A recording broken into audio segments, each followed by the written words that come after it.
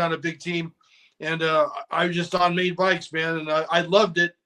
But I'm envious, dude. I live vicariously through my guests, dude. So thank you for that. Do you want to talk about your bike shops at all? Because I own a bike shop. You own a bike. You own a bike shop, right? I did. I had to shut it down when COVID hit. So, are you down to talk a little bit about owning a bike shop and the challenges and that type? Yeah.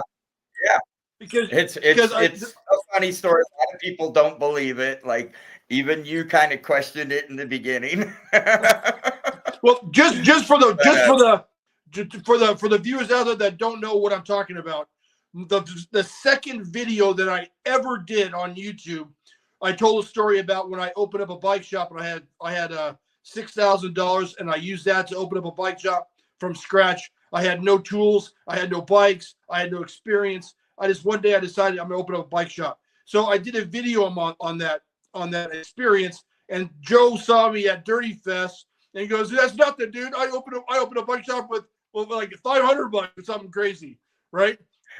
And so we started talking. So that's what I want to hear about. I want to compare stories about trying to manage and run a bike shop on a limited budget and that type of thing. So, do I have the story right? Is that what happened, Joe?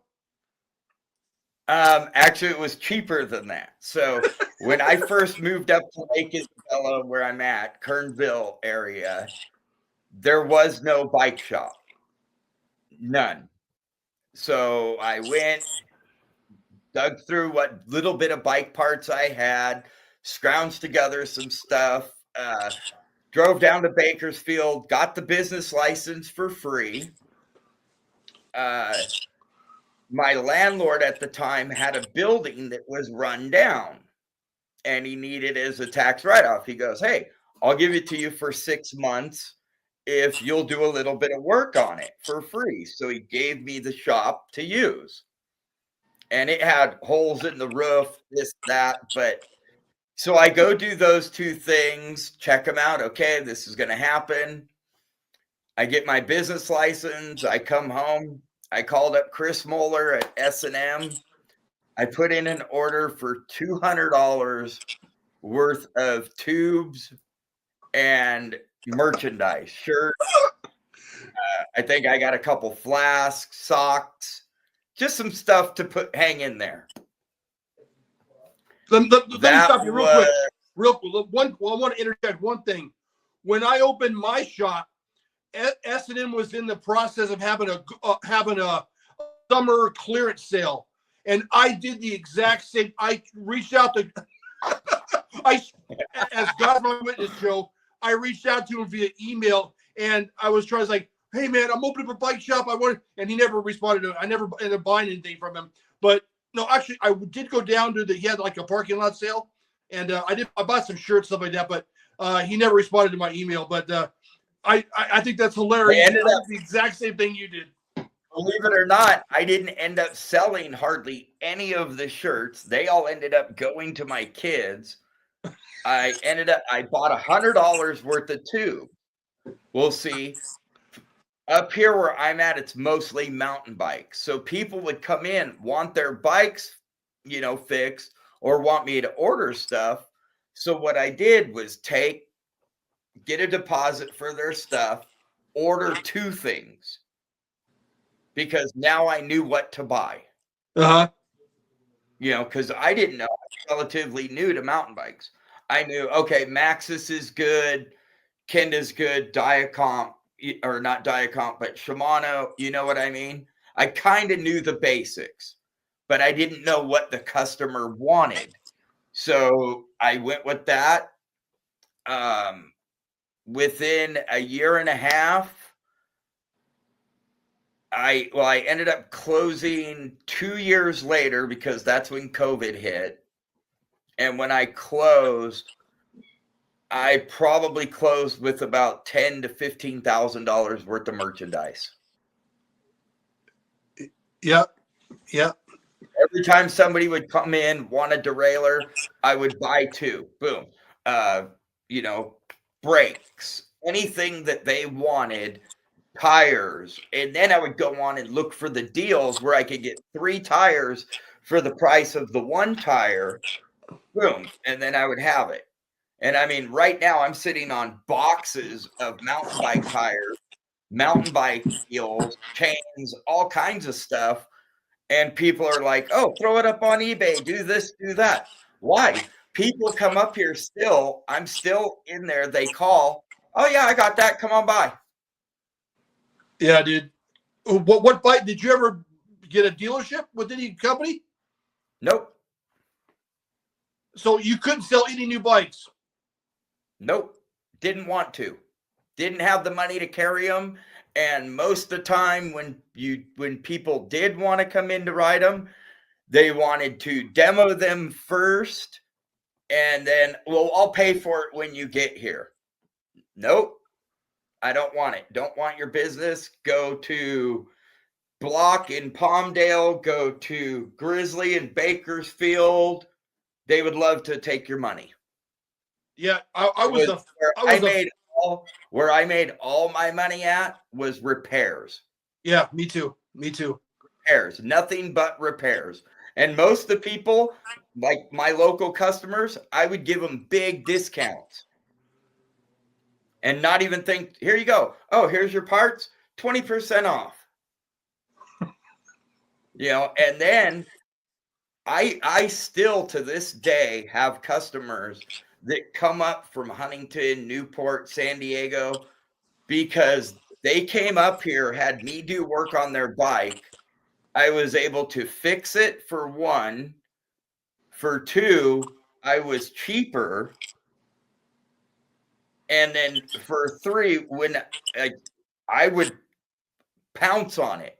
When I adjust their derailleur, I would get up the hill and just grind through the shifter. And they're like going, what are you doing? Well, if it doesn't pop off by me doing that, it's not going to pop off with you granny shifting it going up the hill. I used to watch YouTube videos to try to learn how to adjust derailleurs. I was a horrible mechanic, dude. Oh, it was terrible. How I learned, I got into racing mountain bikes for like a year and a half and dual slalom. I didn't have a mechanic or anything. So, and I only raced 1 dual slalom race. That was, I believe it was 2013 or 2014 Sea Otter, and I ended up winning. Dude, that's good, man. Yeah, so, I was a felt and a Haro dealer, and I used to sell $3,000 $3,000 road bikes out of the catalog. I didn't even have the bike in the shop.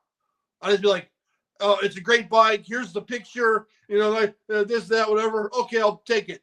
And then I'd take their deposit or their money, and then I'd order the bike and get it in. And then I could never afford to keep inventory in. Never, dude. I would buy 5 tubes at a time. Okay, I want 5 20 by 1.75s, and then I need a couple 700Cs. Buy 6 or 7 tubes, and like the QBP is like, dude, what are you doing to yourself, dude? You're killing you're gonna be ordering another set in a week. And I go, dude, I can't afford nothing, man. And I sold stolen BMX bikes, felt BMX bikes. Colt would never give me a dealership. Dude, becoming a dealer for a distributor for a brand was my big thing that I could never accomplish anything really good.